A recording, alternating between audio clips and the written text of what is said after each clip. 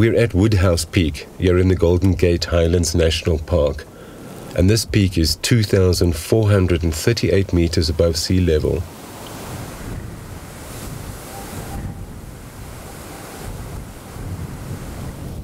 And low down we have the stratocumulus, the stratus, and the cumulus, big building clouds. Often fair weather clouds, but these are growing into storm condition clouds.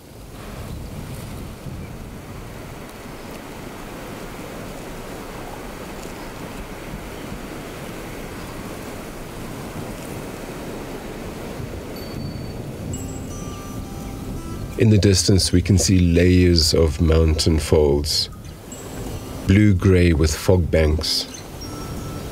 Lower down, haze moves towards us. This is big sky country. As we leave these impressive skyscapes behind us, this time we're greeted by a lone wildebeest, also dwarfed by clouds on the flat mountaintop. This can only be an African experience.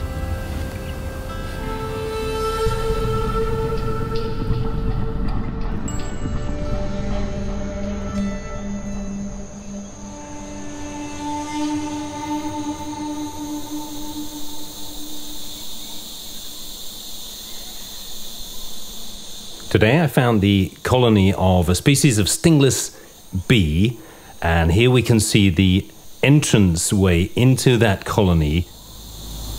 This feature here is known as a propolis. The shape of it gives away the species of bee that inhabits this hive. Judging by the shape of this one, the species here is known as Trigona apicalis. It's a small species of bee, less than 2 centimeters across. Has a little white tip to the end of each wing, as you can see quite often when the bees settle on the mouth of the propolis before scurrying on into the hive.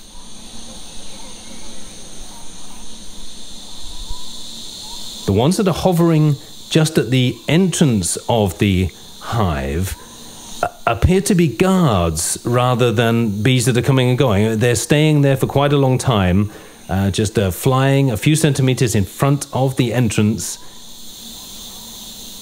It's a rough job. There's a few collisions here where bees either coming into the nest just crash straight into them, or those that are just rushing to get out, come out of the hive there.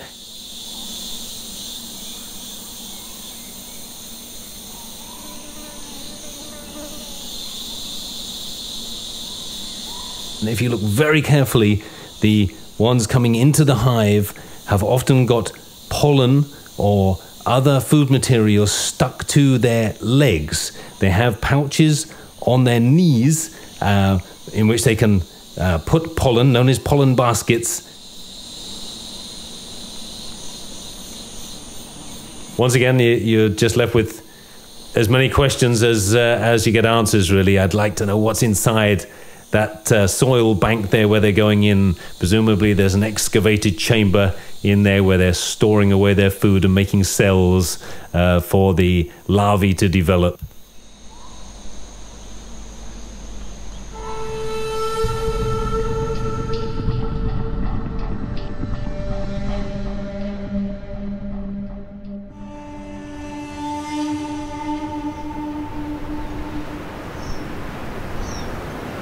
It is always wonderful to see the sun's first rays touch the waiting earth.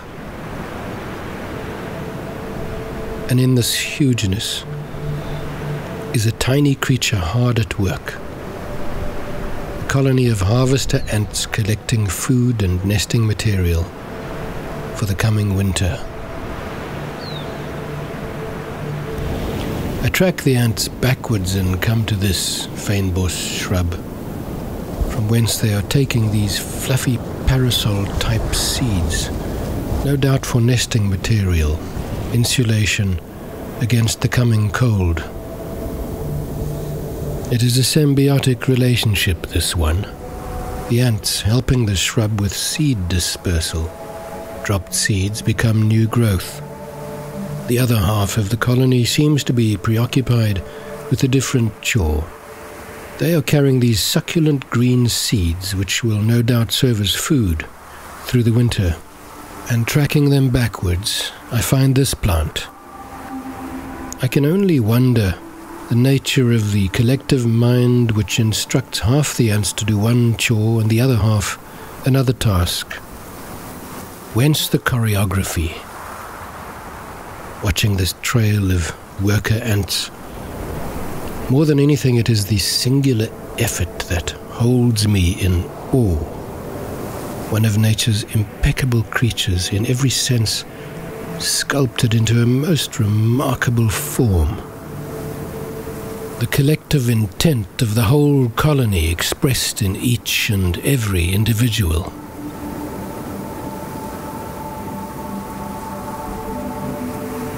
There you see the ant on the right sawing through the stem of the selected seed.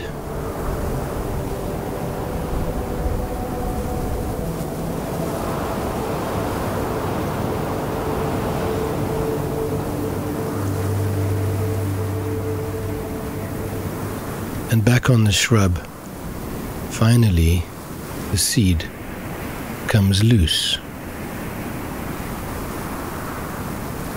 And now begins the challenge of getting it to the ground and to the nest. Wind buffeted to the other side, but still hanging on. What a battle. What a world. It is never easy. Not for any species that wishes to survive and sustain in this world of ours.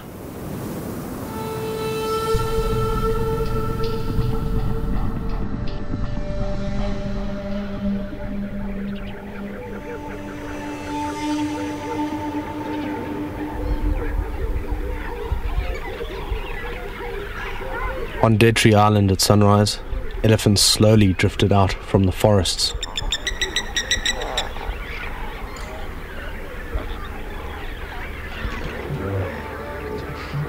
Bull elephants generally move in groups. An older dominant bull normally leads,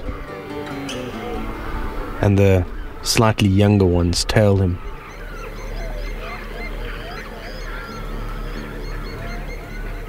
I suppose to have some company would be one reason, but it's more about learning, about having a role model, about mentorship.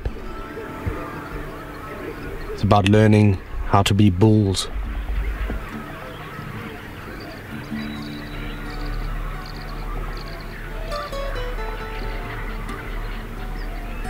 They were moving into the bulrushes that grow in the permanent waters to feed during the day. This is the first sign that the interior is drying out.